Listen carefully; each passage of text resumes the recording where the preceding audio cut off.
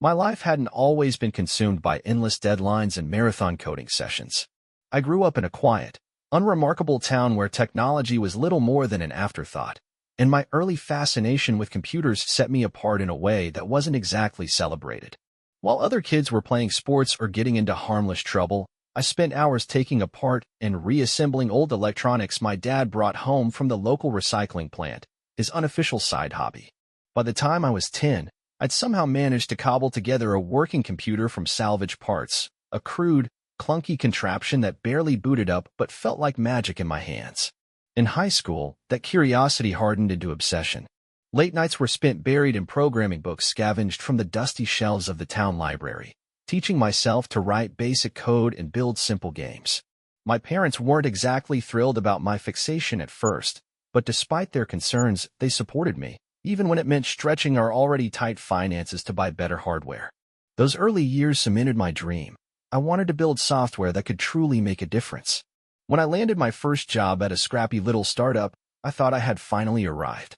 The work was relentless, the pay barely enough to scrape by, but the sheer thrill of creating something from nothing was intoxicating. That's where I met Rachel. Back then, she was a graphic designer with a sharp eye for detail and a smile that could brighten even the most exhausting day. We connected instantly, drawn together by ambition and a shared hunger for success. Those first years together were a blur of late-night brainstorming sessions, mutual encouragement, and a stubborn refusal to fail. When our daughter, Lena, was born, it felt like the ultimate reward for all our sacrifices. I swore to give her the stability I had never known, to make sure she never had to wonder if she was loved or provided for. But ambition always comes at a cost. As my career took off, the demands on my time became suffocating. Rachel, who once shared in my dreams, found herself shouldering most of the responsibility for raising Lena while I buried myself in work, convinced that my long hours were a necessary sacrifice. The occasional arguments about my absence turned into something deeper, resentment that festered between us, forming cracks that neither of us seemed willing to mend. Still, I convinced myself we could withstand it, that we were stronger than the struggles pulling us apart. I was wrong. That particular night had been brutal. My team and I had once again worked deep into the evening, caught in the final stretch of an exhausting development cycle. As the lead developer, I felt an unshakable responsibility to stay until the bitter end, ensuring that no issue went unnoticed. Tonight was no different. After activating the security system, I made my way through the dim parking lot toward my crimson BMW 650i coupe, eager for the short drive home. My mind was still tangled in the details of the project. Bug counts were finally dropping, and though we still had a long way to go, the worst seemed behind us. In just 2 weeks, we'd be shipping the Goldmaster. Then, a sound cut through my thoughts' footsteps. Instinctively, I turned. Before I could react, a gun was leveled at me. A sharp jolt of fear shot through me, and I tried to duck, but not fast enough. The gun roared, and searing pain exploded in my chest as a bullet tore through my shoulder. The impact slammed me backward against the trunk of a nearby car before I collapsed onto the cold pavement. The world blurred under the flickering streetlights. My attacker stood motionless, then fired again. And again. The second bullet ripped through my side, shattering a rib. My breath came in ragged gasps, my strength fading. The shooter stepped forward, and in that moment, I knew. This was it. Rachel. Lena. Their faces flashed in my mind, overwhelming me with regret. All the missed moments. The long nights. The time I had stolen from them, convincing myself it was all for their future. Distant voices rang out, but I couldn't focus. A third shot struck my leg, a final punishment before the figure disappeared into the night. Then, movement. A face came into view, Eva, our graphic designer. Her lips moved, but I couldn't make out the words. Within moments, Connor, our assistant producer, and Mark, our AI programmer, were there too, their expressions a mix of panic and urgency. I tried to hold onto the side of Eva's face, but the darkness was closing in, swallowing me whole. When I surfaced again, agony pulsed through my body. A stranger loomed over me, gripping a pair of defibrillator paddles. I had died, if only for a moment. Somehow, they had brought me back. The next time I woke, the pain was still there, a dull, gnawing reminder. A nurse worked on my leg, adjusting it where one of the bullets had struck. I tried to speak, but only a dry rasp escaped my throat. Noticing I was conscious, she immediately called for a doctor. Time blurred. I pieced together fragments of information. I had been in the hospital for 10 months. Lena had visited at the beginning, but it had been 6 months since her last visit. And Rachel? No one could, or would, tell me anything. Then, the detectives arrived. The older of the two, a grizzled man who looked like he had seen far worse things than me, stepped forward. Mr. James Calloway? I managed a weak nod. Detective Lucas Grayson. He introduced himself, gesturing to his younger partner. This is Detective Marco Rivera. We need to ask you about the night of your attack. I told them what little I could recall, but the conversation quickly veered in an unexpected direction. Mr. Calloway, Rivera asked, his voice sharp and direct. Were you aware that your wife was having an affair? The words hit me like a physical blow. What? I choked out. That's not possible. Rachel wouldn't. My throat tightened. Where is she? She can clear this up. Grayson gave Rivera a sharp look before turning back to me, his tone measured but firm. I'm sorry, but she was. Her lover's name was Derek Vaughn. The name landed like a gut punch. I knew that name. Derek Vaughn, my daughter's middle school English teacher. Grayson nodded as he registered my reaction. That's where they likely met. Did you know he lost his teaching job? I shook my head, my mind reeling. None of this made sense. Rachel had been my world, my partner, through everything. After Lena was born, we had been inseparable. Or at least, I had thought we were. I had spent years pushing myself to the brink, sacrificing time, sleep, and peace of mind to give my family a life I never had. And now this? How was this happening? Grayson continued, his tone flat. Vaughn was dismissed for an inappropriate relationship with an 18-year-old student. Not illegal, but against school policy. He struggled to find work afterward. When his father passed, he inherited the family coffee shop. I scoffed. G-Cafe, I muttered. Rachel had always gone on about their coffee. Grayson nodded. That's where we believe they reconnected. Yeah, she went there constantly. Personally, I thought their coffee was overpriced garbage. The business wasn't profitable either, Grayson added. Barely broke even. I shook my head. That still doesn't prove anything. Just because she liked the coffee. Grayson cut me off, his expression serious. Let's put that aside for now. Does your house have a security system? I frowned at the abrupt shift. Yeah. What kind? Basic, I said. Alarms on doors, motion sensors downstairs, and a connection to the alarm company. No cameras. No cameras. Grayson raised a brow. I sighed.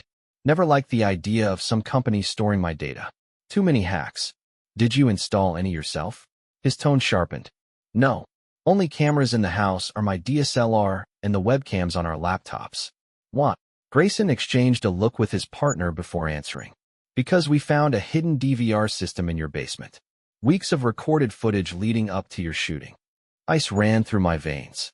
Who put it there? We assumed it was you, Grayson admitted. But the footage suggests otherwise. I swallowed hard. What's on it? Evidence of the affair, Grayson said bluntly. And proof your wife and her lover planned your murder. The words knocked the air from my lungs. I forced myself to speak.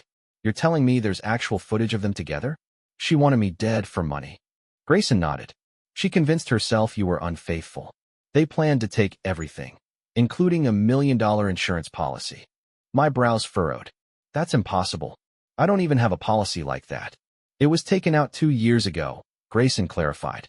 I exhaled, the realization settling like a stone in my gut. 2 years. Had this betrayal been festering that long? I pushed past the thought. Where are they now? Grayson glanced at his notes. Vaughn fled to Mexico after questioning. A few weeks later, he took his own life, leaving behind a confession. And Rachel? She disappeared. No phone calls, no banking activity, nothing.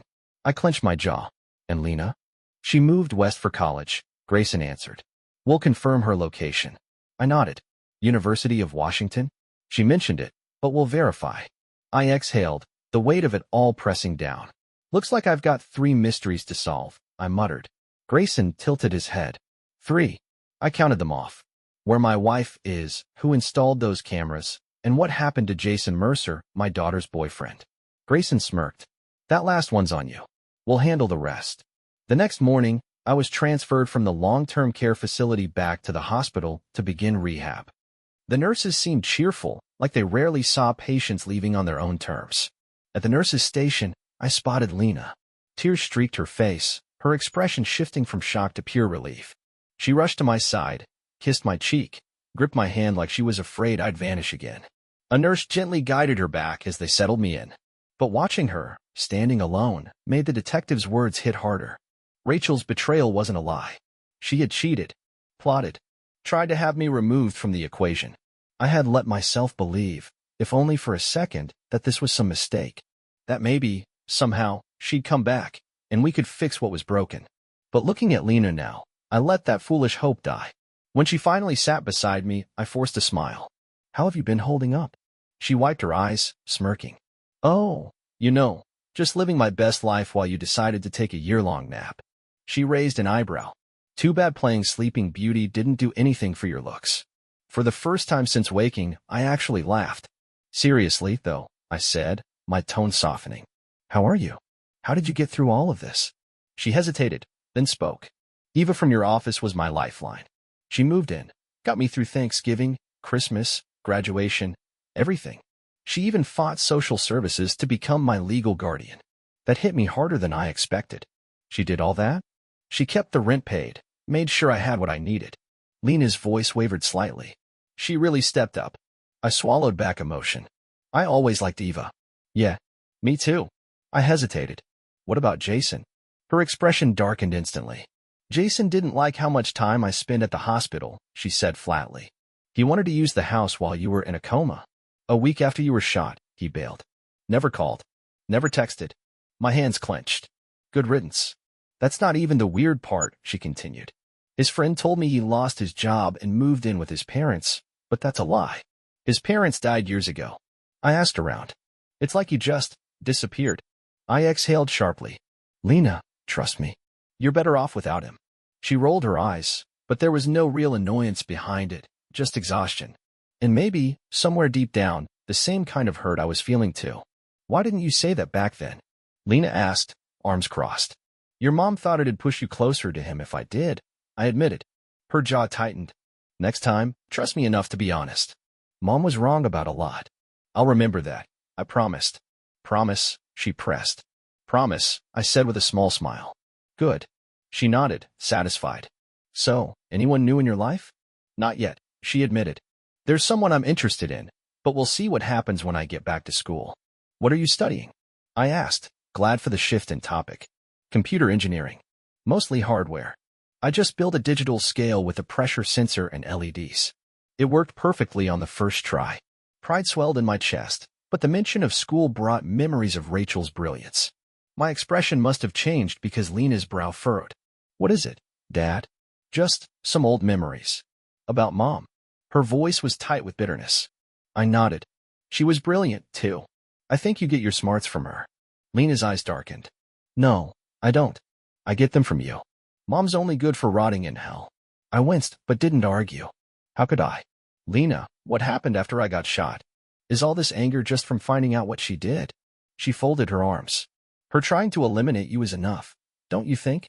Her voice was sharp, but it softened. "But yeah, she changed after the shooting. At first, she was devoted. Stayed at the hospital constantly, barely left your side. She made me go home, told me to take care of myself. But after a week, when you didn't wake up, she changed."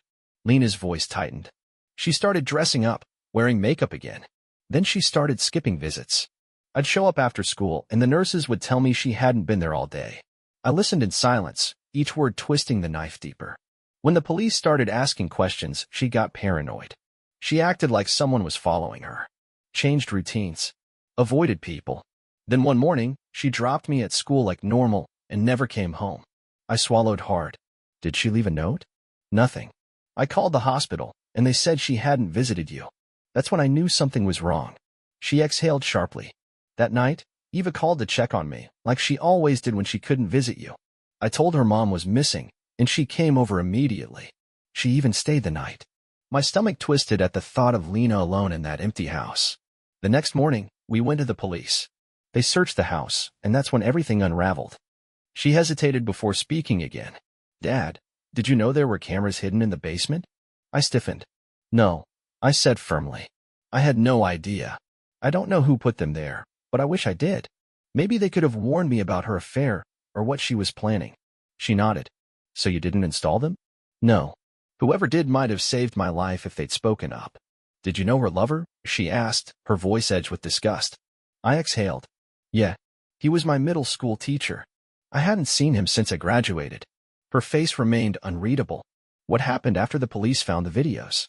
They took them, she said, voice tightening, but they wouldn't tell me what was on them. A detective told me to call if Mom contacted me, then just left. She clenched her jaw. Then a social worker showed up, said they had to notify child services since I was alone. I gritted my teeth. And then what? Then Eva stepped in. She told them I wasn't alone, moved in immediately. Your company helped her get a lawyer, and she fought to become my legal guardian until I turned 18. Her voice turned bitter. But after that, they just left. No counseling. No follow-up. The system just dropped me. The frustration in her voice cut deep. It wasn't just about the system's failure, it was the weight of abandonment. First by her mother, then by the world. I'm so sorry, sweetheart, I said, my throat tightening. If I could have been there for you, I would have. Her face softened, silent tears slipping down her cheeks. I know, Dad. I know you would have. Knowing you were fighting to survive kept me going. I couldn't give up, because you didn't. And Eva. She wiped her eyes. She made everything okay. I swallowed hard. I'm so grateful for her. Where is she now? At work, Lena replied. She stopped by this morning when she heard you were moved out of the care facility. She'll be back tonight. Oh, and she's still living at the house. I'm glad, I said. She's been incredible. She made sure you were okay for me, Lena added. I wouldn't have gone to UW if she hadn't promised to check on you every week. I smiled softly. You needed to follow your dreams. If UW was where you wanted to be, I'm glad you went. Your grandfather would be so proud. It was his alma mater, you know. He always wanted me to go there too, but life had other plans. Before she could respond, a doctor arrived to check on me and approve my start in physical therapy. Once he was done, a nurse pulled Lena aside, likely to go over my discharge plan. That left me alone with my thoughts. Anger simmered beneath the surface. Rachel had abandoned Lena when she needed her most. Sure, Lena was technically an adult, but no one should have to lose both parents, one in a coma, the other by choice. Eva had stepped up, and for that, I was endlessly grateful. But Lena shouldn't have needed her. She should have had her mother. I was still struggling to process it all. Not only had Rachel cheated, she had plotted my murder. A part of me needed to see the footage the police had, to hear the evidence, to erase any lingering shred of doubt. But deep down, I already knew. Rachel's disappearance was all the proof I needed. Why had she done it? Was it because I wasn't home enough? Rachel had always claimed to understand the demands of my job. We had good times when I was between projects. I had even planned to take nearly 2 months off after this one, to spend the holidays together. Maybe that was the problem. She knew I'd be around more, making it harder to sneak away to see him. Had she actually loved him? Or was he just a convenient escape? Maybe my absence left a void he could fill, and when his own life fell apart, they decided to take everything I had built for our family. But that didn't align with the woman I thought I knew. And unless she was found, I'd probably never understand why she did it. Even if the authorities tracked her down, there was no guarantee she'd tell me the truth. Better to focus on the present, on healing, on Lena. She returned from speaking with the nurse, and we shifted to lighter topics. She told me about school, her projects, where her high school friends had ended up, and the new friendships she'd made in Seattle. She talked about going to Washington Huskies football games and watching Seattle Thunderbirds hockey. Her energy was infectious, and for a while, it felt like everything was normal again. Later, Eva arrived with updates from the office. She shared gossip about the project we'd been working on before the shooting and the struggles with my last game sequel. The new project was falling apart. Connor had left for a producer role in the Bay Area, and his departure exposed who had been doing the real work all along. Management had finally realized I'd been right about Tom, our producer, though Tom was trying to shift blame onto his rookie replacement, some assistant producer he'd hired from a medical software company with zero gaming experience. Then Eva casually mentioned she was considering quitting to pursue her own projects. I couldn't help but wonder, had she only stayed this long for Lena and me? That was something I needed to talk to her about when Lena wasn't around. After a few hours, we were all exhausted. As Lena and Eva headed toward the door, a thought struck me. Lena, I called after her. Did you come straight here from the airport? She turned back. Yeah, Dad. Where's your suitcase? I glanced around. She smiled. At the nurse's station. I chuckled. All right. Love you. See you tomorrow. Love you too, she said before stepping out with Eva. As she walked out, I caught something I almost missed, a quick kiss blown in my direction. Eva. Then she was gone before I could react. As it turned out, I had woken up at the perfect time for Lena. It was just before her school's reading week, right before finals. She'd arranged to have her exams proctored at a nearby university, about an hour away. The only condition was that she had to take them at the same time as her classmates, meaning a few late-night tests. Still, it allowed her to stay with me. She spent her days at my bedside, surrounded by her laptop and textbooks. I helped quiz her, treating problems like programming challenges. It was a welcome distraction, and more than that, it brought us closer than ever. Physical therapy, on the other hand, was brutal. Those first 2 weeks drained me. I shuffled along the parallel bars, gripping them for support, every movement a struggle. But the hard work paid off. By Thanksgiving, I was cleared to go home. With Eva visiting her family in Florida, Lena and I had Thanksgiving dinner at a nearby hotel. It wasn't much, but it was ours. Returning to the house, though, felt wrong. It wasn't home anymore. It was the aftermath of a crime scene. Every room whispered of Rachel's betrayal. With Eva gone, I couldn't bring myself to sleep in the master bedroom. Instead, I took the guest room, where the faint trace of her scent lingered on the pillow, a small, unexpected comfort. But I knew I couldn't stay. I needed a fresh start. A clean break from the memories, both good and bad, tied to this place. The day after Thanksgiving, I called a real estate agent. He warned me that the market was slow, especially around the holidays. Selling could take months. I didn't care. I needed out. By Monday, I reached out to the office and arranged to work from home. My new role focused on debugging, sifting through reports, coordinating with developers, helping them troubleshoot. Most welcomed the extra help, especially since debugging wasn't their strong suit. On Tuesday, Eva dropped off a work laptop and a console. Mornings were spent at the hospital for physical therapy. Afternoons were dedicated to debugging. It felt good to contribute again, even remotely. What made it even better? Lena. She asked questions, jumped into problem solve, and, before I knew it, we were working together. It made the process surprisingly enjoyable. For the first time in a long while, I felt like I was moving forward. Wednesday came too fast. We woke early to get Lena to the airport. Saying goodbye was harder than I expected. Tears welled up as we hugged, both of us reluctant to let go. She didn't want to leave. I didn't want to let her go. But we reassured each other. She'd be back soon. Christmas was just around the corner. As I drove home, the thought of a fresh start began to take hold. Maybe a change of scenery was exactly what I needed. Perhaps I'd follow Lena to the West Coast after finding a new job. A week before Christmas, I officially returned to work. The day before, I attended the office Christmas party with Eva, not as a romantic date, though. She had a long-term boyfriend, yet he never visited the house, and she never stayed at his place. It was something I planned to ask her about one day.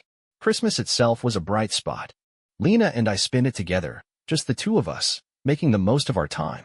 A few days later, on the 27th, she surprised me with tickets to a Flyers game in Philadelphia, her gift to me, though it felt like a shared one. We both loved hockey, and for a few hours, everything felt normal. As the new year rolled in, Lena returned to school, and Eva came back from Florida after visiting her family.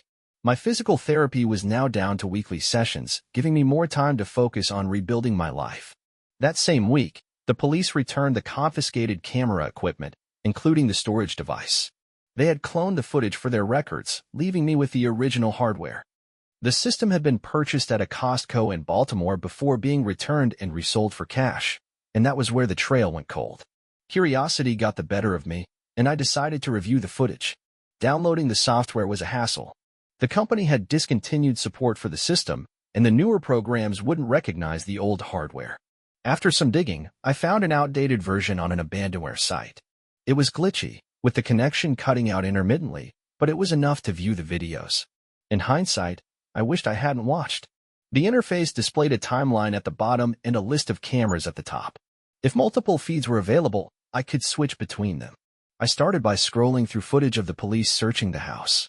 Then I rewound further to her. Rachel paced in the living room like a restless animal. When the doorbell rang, she opened it without hesitation. Him. He walked in, carrying a child's Spider-Man backpack. From it, he pulled out the Colt, the same gun he had used to shoot me. The sight of it made my shoulder throb as if I'd been hit all over again. It's here, he said, showing her the weapon. Rachel barely hesitated. I don't want him to suffer. Promise me it'll be quick and painless. He chuckled, amused. Don't worry, I'm a pro. He won't hear a thing. One shot to the back of the head, and it's over. Enough talking, she murmured, moving closer. You owe me some attention before you go. My stomach turned. In that moment, any shred of doubt I'd clung to about her innocence shattered. They kissed, desperate, greedy, peeling off their clothes as they moved to the sofa. I fast-forwarded through the encounter, but it didn't help. Later, in the shower, they started innocently enough before it devolved into something else. I checked the timestamps. After leaving my house, he had waited outside my office for hours. Meanwhile, Rachel sat in the living room, calmly watching TV, as if she hadn't just ordered my execution. Around 11 p.m., Lena came home and went straight to bed. At 1:30 a.m., I called Rachel to tell her I was on my way home. Moments after we hung up, she called him the green light. I felt physically ill. She had orchestrated my attempted murder as casually as ordering takeout.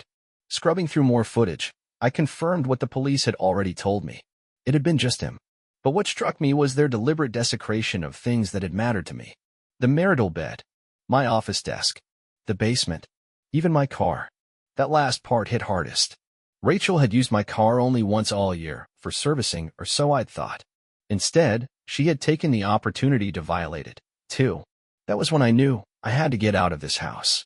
If I wasn't working or in rehab, I spent my time purging her presence. Clothes, trinkets, personal items. I boxed them all up and donated them to a thrift store. That same day, the store manager called, saying they'd found $100 in the pocket of her jeans and wanted to return it. I told him to donate it. Once I had erased most traces of her, I contacted a lawyer. The first meeting was frustrating. With Rachel missing, I couldn't file for a quick divorce. Instead, I had to go through the slow, bureaucratic process of trying to locate her, filing Freedom of Information Act requests, wading through endless red tape, even though the police were already looking for her. Frustrated, I left the lawyer's office and took my anger out on an unsuspecting parking lot trash can before calming down. Fortunately, the lawyer was understanding. He let me return to finalize the paperwork. I didn't care how long it took. I just wanted this chapter closed. By summer, the house had sold, and I had secured a new job. I was moving to Redmond, Washington. The opportunity was with a tech giant, one that people in the industry jokingly call the Evil Empire or the Borg. I didn't know much about my assignment, only that my team had contributed to the Xbox Kinect. It was a fresh start, a chance to rebuild my life. And this time, I wouldn't let it be taken from me. My interview trips that spring had been a silver lining, allowing me to visit Lena while preparing for a fresh start. Those trips also led to an unexpected connection with Professor Olivia Hartman. Olivia, the daughter of a Namibian refugee, had just accepted a teaching position at the University of Washington and was in town house hunting. She was moving from Los Angeles, hoping to settle in before the fall semester. We quite literally ran into each other. I stepped off an elevator as she was stepping on. After an awkward laugh, she invited me for a drink at the hotel bar. One drink turned into a long conversation, which led to a night together in her room. Olivia was bold, passionate, alive in a way that made me feel something again. I couldn't help but compare her energy to Rachel's, who had always been subdued with me but aggressively assertive with her lover, as I'd painfully seen on the hidden footage. The memory stung, and before I could stop myself, I felt tears burning my eyes. Olivia noticed. Instead of pulling away, she reached for my hand. When I opened up about my past, she listened without judgment. We talked until dawn, and afterward, we made love again, this time slower, with an intimacy that felt deeper than anything I'd experienced in years. We parted ways after breakfast, exchanging contact information. By the time I landed back home, she had already sent me emails with updates on her house hunt, complete with photos. For the first time in a long time, I felt happy. But that happiness didn't last. The moment I walked through the door, Eva sensed something was different. I told her about Olivia, how much we had clicked. She smiled, said she was happy for me, then excused herself for a date with her boyfriend. After that, something changed. Over the next few weeks, Eva became distant. She stopped staying at the house. Then, she went to HR at work and handed in her 2 weeks' notice. On her last Saturday in town, she showed up with a U-Haul, packed her things, and left without fanfare. Not long after, it was my turn. Movers came to pack up my belongings for my move to Seattle. My last night in Pennsylvania was spent at a hotel near the airport, preparing for the next chapter of my life. The company arranged temporary housing in Redmond, a small apartment near Marymore Park, while I figured out where I wanted to live. Eventually, I found a 3-bedroom place, and as fate would have it, Olivia had bought a house nearby, just on the other side of the park. We started dating casually, meeting a few nights a week, playing in a Sunday morning pickup soccer game. Olivia was an incredible athlete, effortlessly outmaneuvering most of the guys on the field. She had a mix of experience and speed that left younger players struggling to keep up. But as time passed, it became clear our relationship wasn't built to last. One evening, after a game, she confronted me. "You're still holding on to someone else," she said. "I'm over my wife," I replied, though the words felt hollow. The relationship unraveled in the weeks leading up to my first Christmas on the West Coast. Olivia made sure the breakup was final. She wanted me to see it. I arrived at her house one evening and found her in bed with one of her students. It was her house, not mine, but I had started to think of it as ours. Seeing her betrayal crushed me. At that moment, I decided I was done with relationships. I focused on work, my daughter, and finding new hobbies. Skiing became my escape. On weekends, I drove to Martin's Pass, learning how to navigate the slopes. It was one of the few things that distracted me from my job, which I was starting to hate. At the tech giant, dedication was measured by how long you stayed at your desk. The deadlines were relentless, and overtime wasn't just encouraged, it was expected. If you wanted to keep your job or move up, you practically had to live on campus. The excitement I had once felt about the role evaporated fast. Since the shooting, I had felt like my life was moving around me while I stood still. People had tried to help, Eva, Olivia, but I hadn't been ready. Olivia had almost pulled me out of that pit, only to shove me back in with her actions. As the new year rolled in, I finally bought a house in Kirkland, a 4-bedroom home with a converted garage, once used as an office for a failed startup. The backyard had a garden and a pool. I didn't expect to use it much, but I figured Lena might enjoy it when she visited. Settling in brought a stability I hadn't felt in years. Once the movers delivered my remaining belongings from storage, the space started to feel like mine. But unpacking was bittersweet. I braced myself for the memories that would inevitably surface. Then, Sunday evening, after taking Saturday off to settle in, I returned home to find an unfamiliar blue Ford Focus parked in my driveway. I frowned, stepping out of my car, curiosity piqued. The driver's side door of the Focus opened. A pair of long, shapely legs, clad in black stockings, stepped out. I froze. I knew those legs. I couldn't look up, wouldn't look up, afraid of what I'd see. Afraid of what this meant. I kept my gaze locked on the hem of a little black dress, unable to stop my mind from spiraling. Then, a sharp cough, unmistakably male, snapped me out of it. I forced myself to look up. Connor stood on the other side of the car, smirking. My eyes darted between him and Eva, who was now stepping fully into view. A radiant smile lit up her face. My mind raced. Were they a couple now? The thought sent a pang through me when I wasn't ready to unpack. I should have been happy for my friends, but instead, a strange sadness crept in. "James, God, it's good to see you." Connor grinned as he pulled me into a tight hug. "You're looking great, up and moving again." "Good to see you too," I replied, though my eyes were still locked on her. Connor leaned in with a smirk. "She missed you too, you know." That snapped me out of it. I turned to him and quietly asked, "Are you two together?" He chuckled. "Wish. Believe me, I've tried." "What are you two whispering about?" Eva called out. "Nothing," we answered in unison, like guilty kids. Eva turned to me, her expression playful. "So, how's Olivia?" "No idea. We broke up," I said, my voice flat. Her smile widened. "Good. She wasn't the right fit for you?" "Well," I shrugged, like my ex-wife, she cheated. At least this time, I walked away without any extra holes in me. Eva stepped closer, eyes sparkling. "You just need to let a woman decide you're right for her instead of the other way around." I arched a brow. "Oh, know any women who might think I'm worth it?" She didn't hesitate. Instead of answering, she wrapped her arms around me and kissed me like her life depended on it. Time seemed to freeze. My body reacted before my brain caught up. I pulled her in, deepening the kiss, losing myself in her. A loud ahem shattered the moment. "It's about time," Lena shouted, grinning ear to ear. Eva and I broke apart, both breathless, to find Lena standing a few feet away, looking way too pleased. Connor stood beside her, sharing the same amused smirk. I had no idea how long they'd been standing there, but judging by their faces, it had been long enough. Trying to compose myself, I cleared my throat. What's with the dress? I asked, desperate to steer the conversation somewhere safer. She laughed. My suitcase got rerouted to Chicago, and some kid threw up on my clothes during the flight. I winced. Ouch. Thankfully, I had this dress in my carry-on. It's from an awards show I attended right before heading to the airport. The puked-on clothes are in a bag in the car. I'm still debating whether to clean them or give them a proper burial. Bring them in. I'll clean them for you, I offered.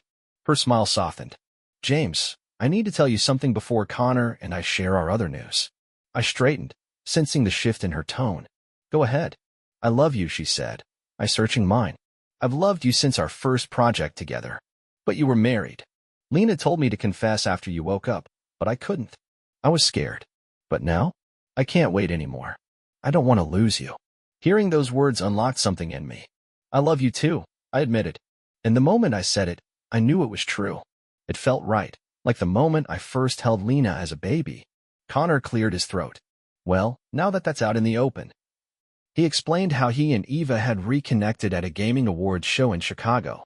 He had been scouting for talent, and Eva, frustrated with her job, was there to network. They hit it off professionally, and when Lena told them how miserable I was at work, they pitched an idea. Starting our own company. They'd flown in to invite me to join them. And just like that, Tribus Games was born. When I showed them the converted garage in my new house, it was immediately designated as our first office. Connor and Eva agreed to move in temporarily. The house had 4 bedrooms, one for me, one for Lena, one for Connor, and one for Eva. I hope you're not offering me a guest room, Eva teased. Confused, I looked at her. Why not? Lena jumped in, saving me. He just doesn't want to assume you'd want to share the master bedroom with him. Realization dawned. I turned to Eva. I'd love to share with you, if you think you can handle me. She laughed, punched my arm playfully, then leaned in to whisper in my ear. Oh, I can handle you. The question is, can you handle me? I swallowed hard. Everyone else laughed. Connor left around 10 p.m. to catch a flight back to the Bay Area and begin his relocation. As we watched his car disappear down the street, I turned to Eva. What about you? When's your flight? She smiled mischievously. I don't have one. I bought a one-way ticket. I blinked. What about your things? I'll have my parents send them here, she said, grinning. Later that night, when we returned home, Lena had already turned off the lights and gone to bed. It's getting late, I murmured. Bedtime. Eva smirked. As long as you don't expect to get much sleep. In the bedroom, she disappeared into the bathroom for a shower while I tried to distract myself with a book. The title was almost too fitting, Time Enough for Love. But I couldn't focus. My thoughts were on her. For the first time in years, my life felt like it was falling into place. The sound of running water stopped. Moments later, the bathroom door creaked open. I looked up and forgot how to breathe. Eva stepped out, wrapped in nothing but a towel that hugged her curves. She was breathtaking from her pale blue painted toes to her flowing strawberry blonde hair. My gaze lingered, drinking in the sight before me. Then my brain, still reeling, noticed something oddly specific. Her nails and towel were color-coordinated. Somehow, that small detail made her even more striking. I pinched myself, forcing myself to snap out of it, discreetly checking to ensure I wasn't openly drooling.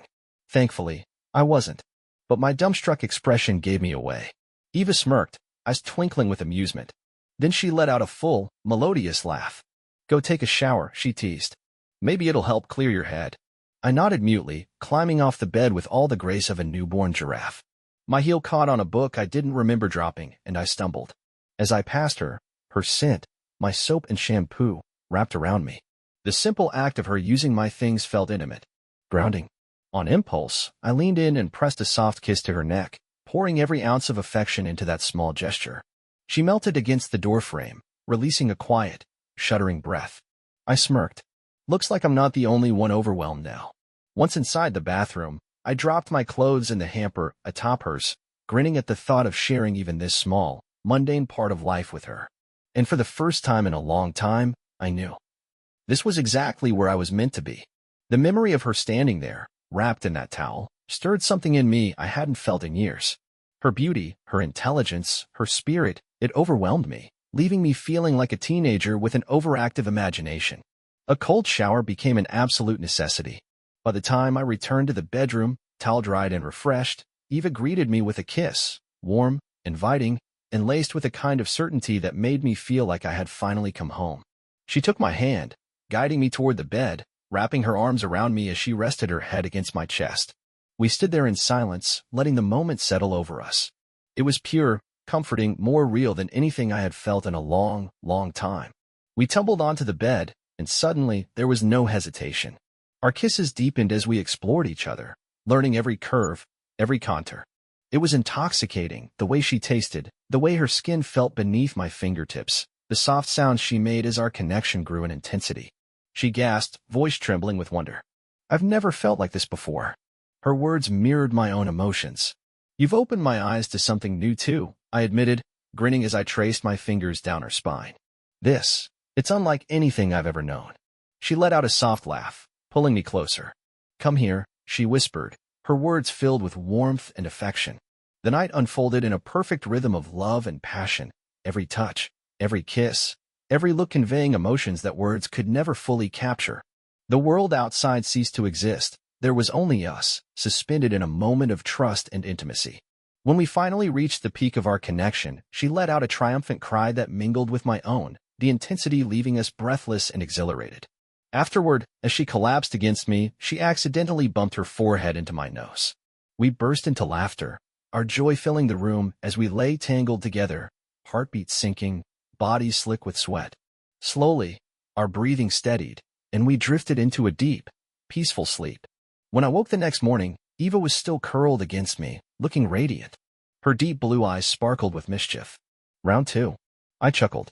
"As much as I'd love to, I need to take care of something first." She giggled and slid off me, allowing me to get up. When I returned, we made love again, this time slow, tender, intentional. Afterward, we shared a shower, stealing kisses between bursts of laughter before heading to the kitchen to join Lena for breakfast. "He didn't eliminate you then?" Lena teased as we sat down. I almost called emergency at one point. She leaned toward Eva, dropping her voice to an exaggerated whisper. "So, was it everything you hoped for?" Eva smirked, kissed Lena's cheek, and whispered something in return. Whatever it was, it made Lena beam, leaving me feeling both smug and grateful. The rest of the day was a whirlwind. Eva started clearing out the garage to prepare it for Tribus Games, the company she, Connor, and I were building together. Meanwhile, I went to the office to hand in my resignation. HR escorted me to my desk to collect my one personal belonging, a single framed photo of Lena, before walking me out. As I drove home, a weight lifted from my shoulders. For the first time in years, I felt free.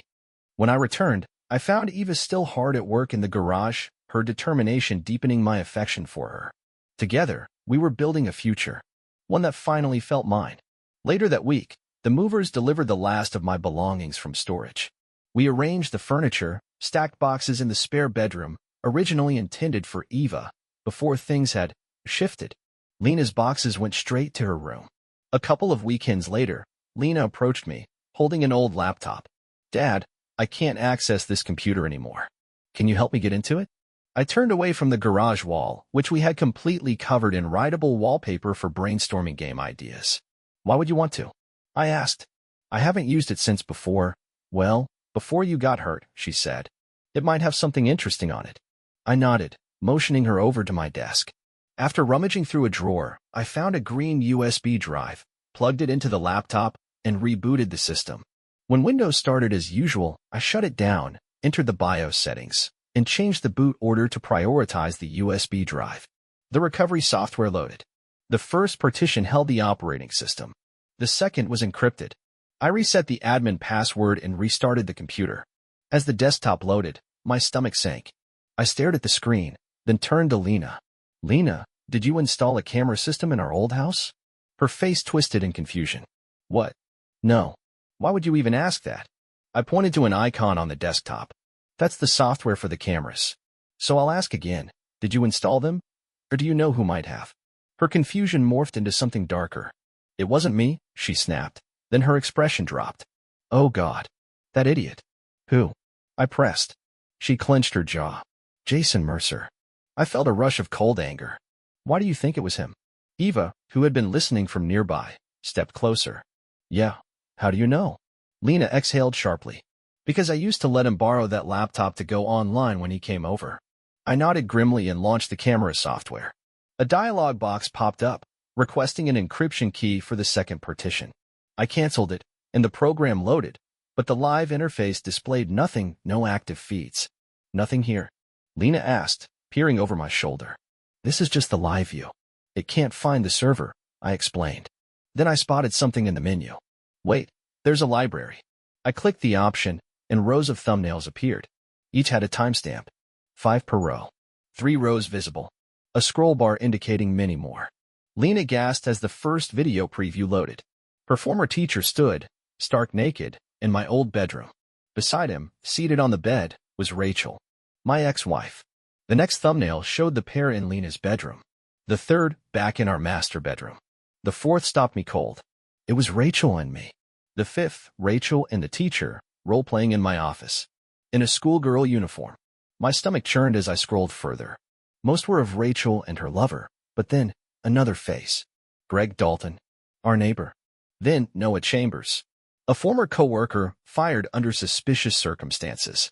Eva filled in the gaps. He was caught in bed with his boss's wife. Then came the worst part. The earliest videos showed Jason with Lena, just them hanging out in her room. But as time passed, they changed. The later ones? Just him and Rachel. I slammed the laptop shut, nausea rising. I'm calling the police. My voice was ice as I dialed Detective Lucas Grayson. His number hadn't changed. Though my wife's case had long since gone cold, he had maintained an interest. When he answered, I explained what we'd found. He promised to investigate. A month passed before I heard back. Mr. Calloway, Grayson began, his tone cautious. We've located your wife. My grip on the phone tightened. And Jason Mercer? He's facing a long list of charges, possibly a state record. Asterisk. Across the garage, Lena, Eva, and Connor had stopped working, listening. Does she want to see me? I asked, my voice colder than I intended. A pause. Then Grayson said carefully, Mr. Calloway, the district attorney isn't pursuing charges against her. I froze. What? She's not well enough to stand trial. Asterisk. My blood boiled. What kind of idiot drops charges against someone caught on video conspiring to kill me?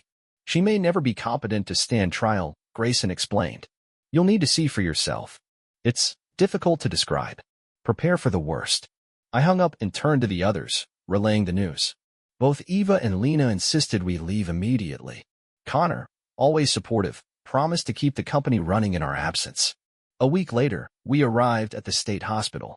A nurse checked us in and paged the attending doctor. When he arrived, he led us to his office, where he began to explain. Physically, Rachel had suffered extensive injuries. She had lost her left eye. Her right leg had healed improperly after a break and had to be re-broken and reset. Years of malnutrition had devastated her health. But when the doctor transitioned to her mental state, the picture became even bleaker. Rachel had endured long-term, systematic abuse. Her captor had reduced her to nothing more than an object, subjecting her to every twisted fantasy he could imagine. The degradation was relentless. The constant violation. The complete erasure of her sense of self. Freedom, the doctor warned us, was something she no longer knew how to cope with. Recovery would take years, if she recovered at all. A year later, Eva and I got married. The ceremony took place on a picturesque Florida beach near her parents' home. Her family welcomed Lena with open arms, embracing her as the daughter they'd always wanted. Under their care, Lena thrived, finally experiencing the warmth of having grandparents, something she barely remembered from childhood. 6 months into our marriage, Eva and I discovered she was pregnant. An ultrasound revealed we were having twins, a boy and a girl. With the due date fast approaching, we were still debating names, adding a mix of excitement and nerves. Meanwhile, Tribus games took off. Our first game was a massive success. Strong retention rates and impressive lifetime value metrics allowed us to establish a steady monthly update cycle. Our second game was in soft launch in Switzerland, South Korea, and Denmark.